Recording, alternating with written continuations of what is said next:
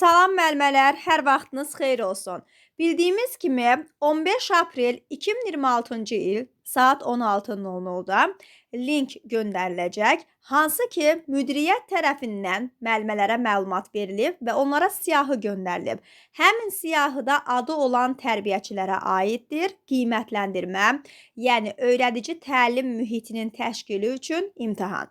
Qiymətləndirmə imtahanı adlandırılır və həmin imtahan bizə gələn məlumata əsasən 60 dəqiqə müddət ərzində keçiriləcək və sualların sayı 25 ədəd qapalı test tapşırığı olacaq, yəni normal test variantları ilə normal test tapşırığı olacaq və qiymətləndirmədə dediyimiz kimi iştirak etmək üçün qruplara link göndəriləcək və həmin linkə daxil olaraq sualları, test tapşırıqlarını yerinə yetirə bilərsiniz. Bəs yaxşı, həmin qiymətləndirmə, yəni öyrədici təlim mühitinə aid olan qiymətləndirmə test tapşırıqlarına, imtahanına hansı mövzulara aiddir? Baxaq, birinci növbədə keçidlər anlayışı.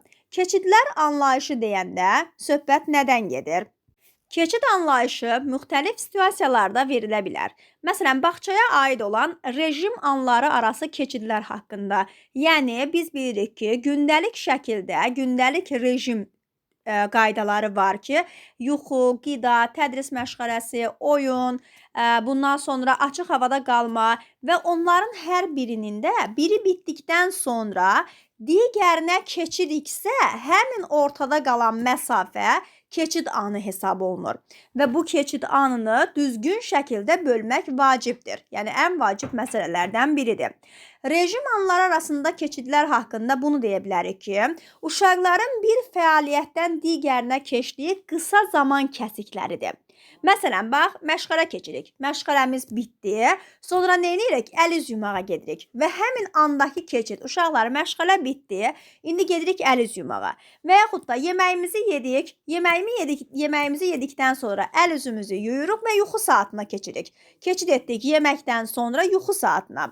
Və yaxud da gəzintidəyik və indi uşaqlar qrupa gəlirik. Yəni, gəzintidən qrupa gəlirik cümləsi arasındakı kəsiklər keçid anları hesab olunur və bu keçid anlayışına aiddir. Bəs keçidlər zamanı tərbiyəçi necə olmalıdır? Burada boş vaxt yaranır. Biz bilirik ki, həmin keçid vaxtı boş vaxt yaranır və həmin boş vaxt uşaqların intizamı ən çox məhz bu keçid anlarında pozula bilər. Müəllim keçidləri oyunlarla, mahnılarla və yaxud da ritmik hərəkətlərlə təşkil etməlidir ki, uşaqlar onu düzgün şəkildə bölə bilsinlər. Yəni, həmin keçid anından digər keçid anındakı həmin kəsikləri uşaq özü də başa düşməməlidir. Yəni, tərbiyəçi elə formada bunu təşkil etməlidir ki, uşaq bunu hiss etməsin. Bundan sonra aid edə bilərik ki, təhsil pillələri arasındakı keçidləri, bunlar adətən böyük keçidlər adlandırılır. Məsələn, ailədən bağçaya keçid, yəni uşağın zaman mühitinə əsaslanaraq adaptasiya müddətidir, adaptasiya dövrüdür ki, ailədən bağçaya uşaq keçid edir. Sonra bağçadan məktəbə keçid edir. Yəni, bu, belə deyək ki, ailədən bağçaya keçərkən də həmin keçid anını düzgün şəkildə formalaşdırmaq tərbiyəçinin işidir. Eyni zamanda bağçadan məktəbə keçid edərkən də keçid anını düzgün şəkildə formalaşdırmaq tərbiyəçinin işidir. Bundan başqa, keçidlərin düzgün təşkili üçün mütləq şəkildə bəzi qayda-qanuna diqqət etmək lazımdır. Bir keçiddən digər, yəni bir fəaliyyətdən digər fəaliyyətə keçərkən heç olmasa 5 dəqiqə qalmış fəaliyyət bitməsinə tərbiyəçi xəbərdarlıq etməlidir. Uşaqlar, 5 dəqiqədən sonra oyuncaqlarımızı yığışdırıb nahara gedirik. Yəni, məsələn, bu xəbərdarlığı bir qayda olaraq, bu xəbərdarlığı tərbiyəçi mütləq şəkildə verməlidir. Və yaxud da hər hansı bir işi gördükdən sonra, bax, 5 dəqiqə ərzində bu işimizi bitirib, keçəcək digər bir fəaliyyət növünə. Bu, keçidlər arasındakı, yəni keçidlər anlayışına aiddir. Bir də tərbiyəçilər üçün keçidlər anlayışından biri də olacaq bağçadan məktəbə keçid.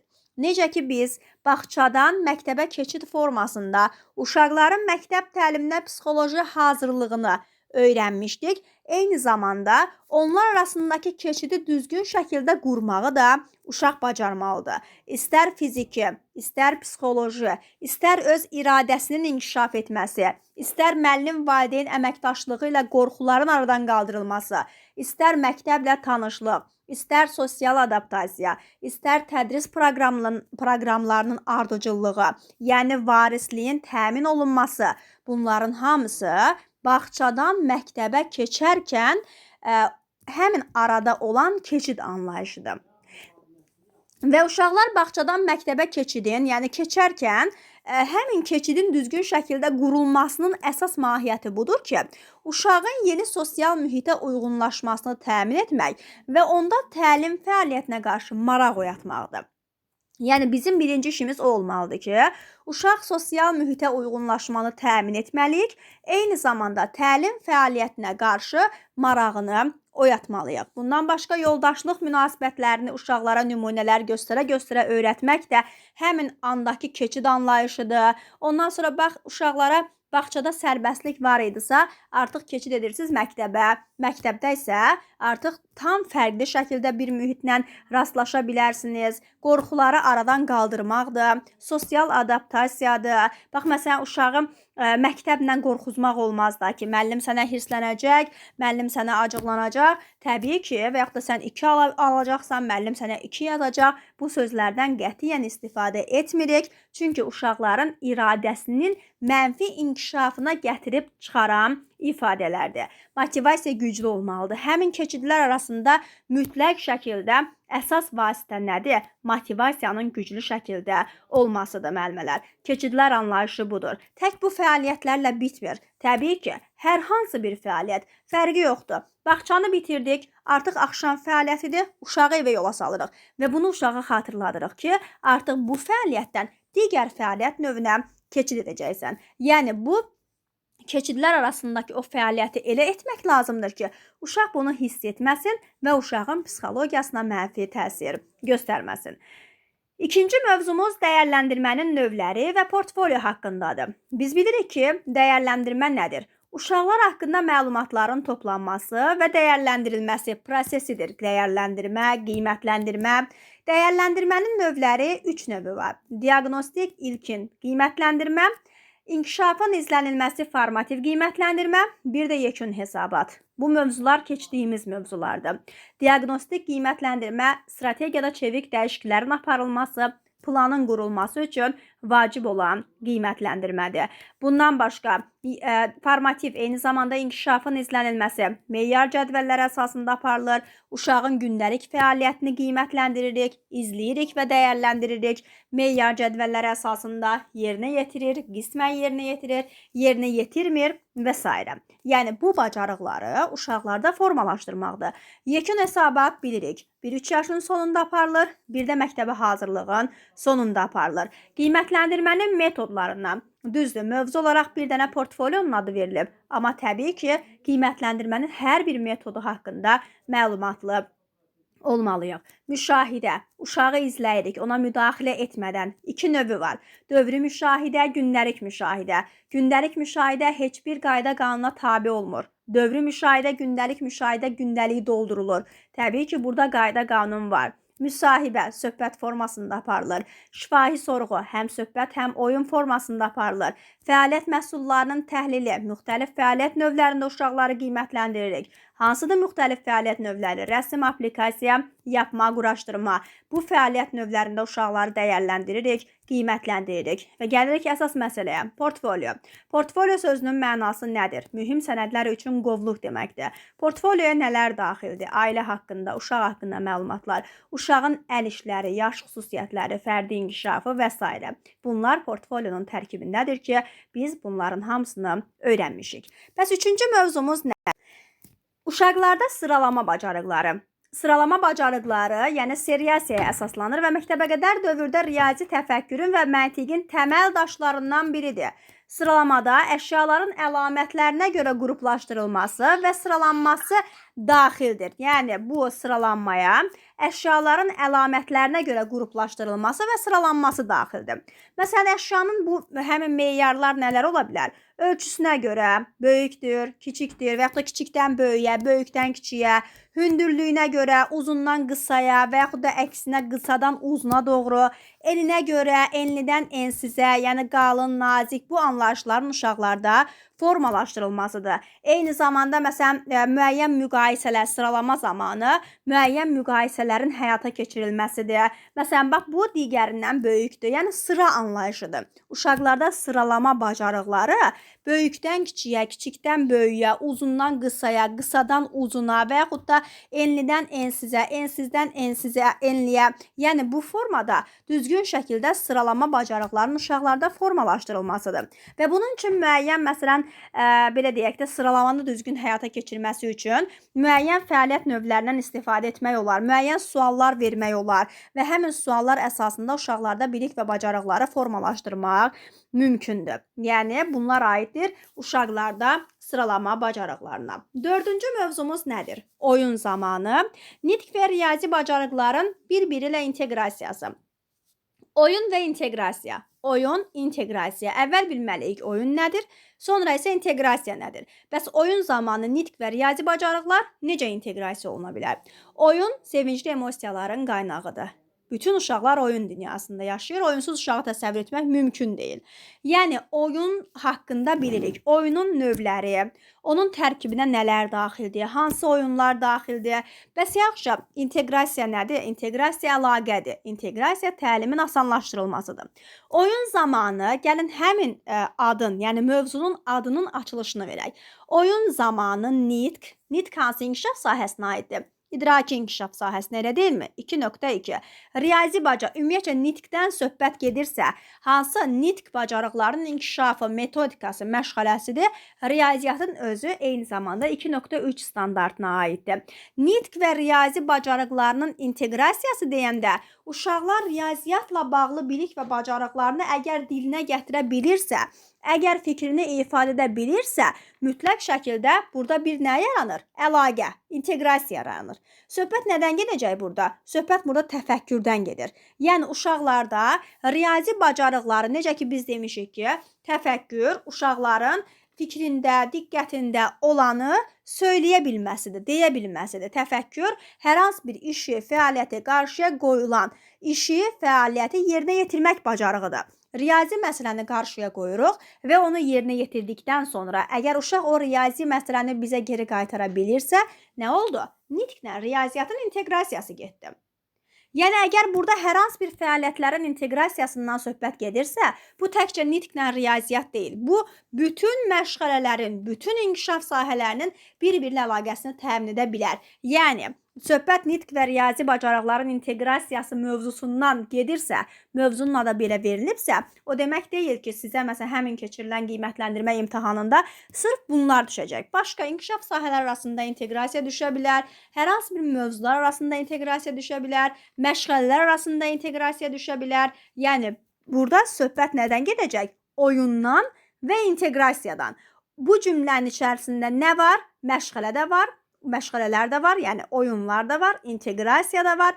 Eyni zamanda onların bir-biri ilə əlaqəsi də var. Növbəti mövzumuz müstəqil fəaliyyət. Artıq müstəqil fəaliyyət anlayışında söhbət müəllimin rəhbərliyindən getmir. Artıq müəllim sadəcə müşahidəçi olacaq. Müəllim sadəcə dəstəkləyici olacaq. Müəllim sadəcə fasilitator olacaq.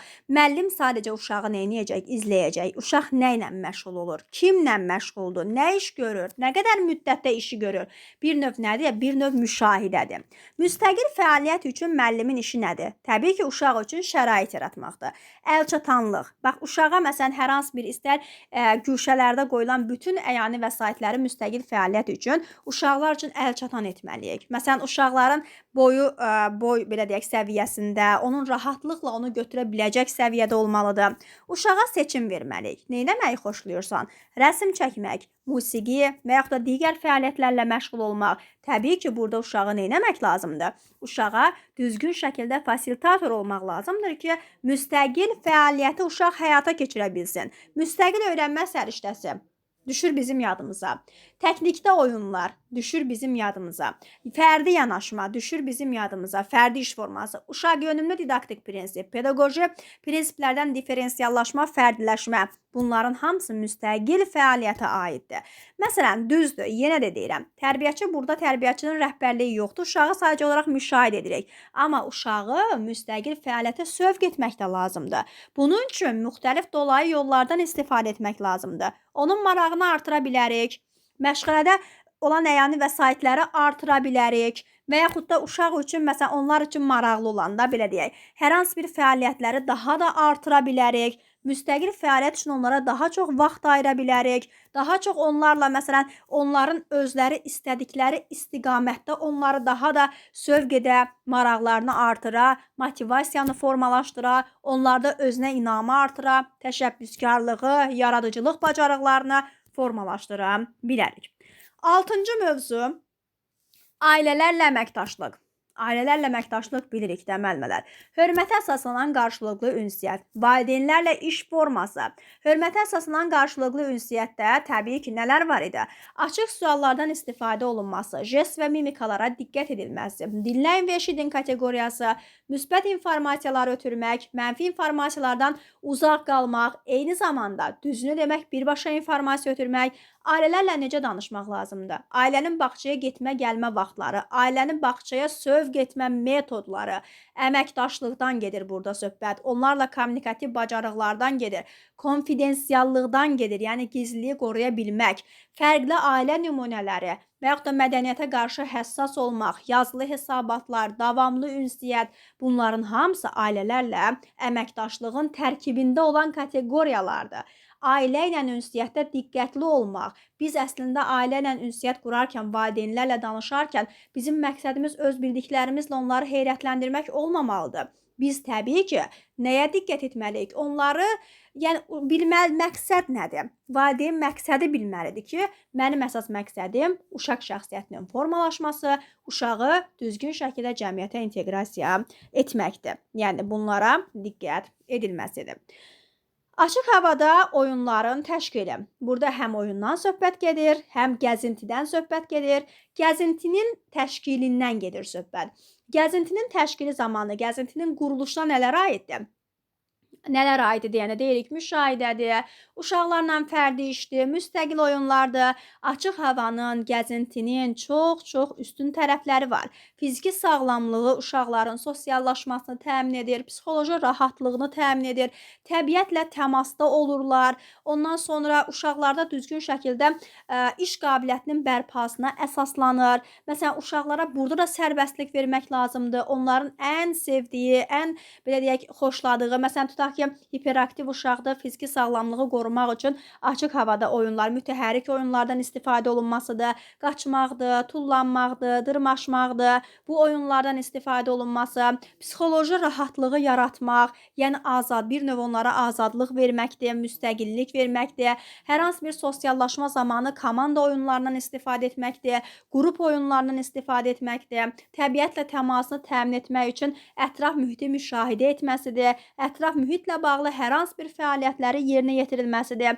Təbii ki, bunların hər birində müəllimə nə etməlidir? Müəllimə nəticə yönümlü olmalıdır, əvvəlcədən planlı olmalıdır, getdiyi yeri düzgün şəkildə yoxlanmasıdır, inventarların düzgün şəkildə həyata keçirilməsidir, geyimin nəzarətidir. Yəni bunların hər birinə tərbiyəçi nə etməlidir? Nəzarət etməlidir.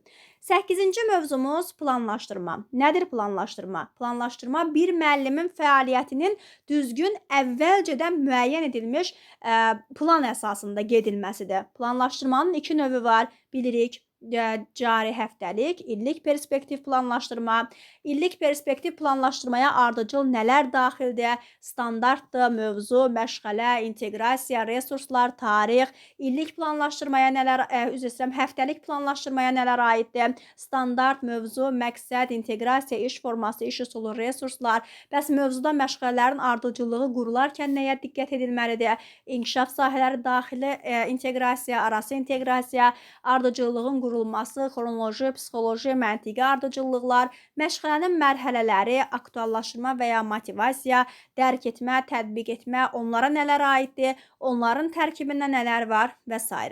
Bəs təlim strategiyalarının düzgün qurulması nədir? Təlim strategiyası məşğələnin düzgün şəkildə keçirilməsidir. Mövzuları uşaqlara düzgün çatdırılmasıdır. İş formasından, iş üsulundan, resurslardan düzgün şəkildə istifadə olunmasıdır. O metodların düzgün həyata keçirilməsidir. Hər bir metodun müsbət və mənfi tərəflərinin tapılmasıdır. Təlim strategiyalarına düzgün, yəni çatdırılma, düzgün bölmə, zaman, fiziki, sosial mühitin düzgün şəkildə təmin olunması aiddir. İnklüziv təhsil 10-cu, sonuncu mövzumuz. İnklüziv təhsil artıq hamı üçün məlumatlı olan bir mövzudur. İnklüziv təhsil bütün uşaqların birlikdə təhsil almasıdır. Təhsilin hamı üçün əlçatan olmasıdır. İnklüziv təhsil dəyərlərlə bağlı səriştə, demokratiya və insan hüquqlarına hörmət səriştəsini bizə xatırladır. İnklüziv təhsil dövlət siyasətinin əsas prinsiplərini bizə xatırladır. İnklüziv təhsilin komponentləri nələrdir? Reabilitasiya xidmətlərinin təşkil olunması, inklüziv təhsildə var əməkdaşlıq, ailələrlə iş. Bəs prinsiplərdə nələrdir? Uşağın digər uşaqlarla ünsiyyəti, əməkdaşlığı, böyüklərin dəstəyinə ehtiyacı olması, bundan başqa uşağın bacarığı deyirik, uşağın dəyəri onun bacarıqlarından asılı deyil. Hər bir uşaq hiss edir, hər bir uşaq düşünür. Bunların hamısı inklüziv təhsilin tərkibindədir. Uğurlu inteqrasiyası üçün stresə qarşı düzgün şəkildə inkişafın təmin olunması, intellektual sferanın inkişaf etdirilməsi, inklüziv təhsilin növləri, nöqtəvi, hissəvi tam daxil olma, təhsilin növləri, diskriminasiya, segregasiya, inteqrasiya, inklüzisiya, diskriminasiya təhsildən tam kənarda qalması uşaqların, segregasiya xüsusi təhsil müəssisələrinə və yaxud da evdə təhsil alması, inteqrasiya, eyni bağça, fərqli qruplar, fərqli proqramlarla təhsilin alınması, inklüzisiya isə təhsilin ən mükəmməl forması olan bütün uşaqların birlikdə təhsil almasıdır.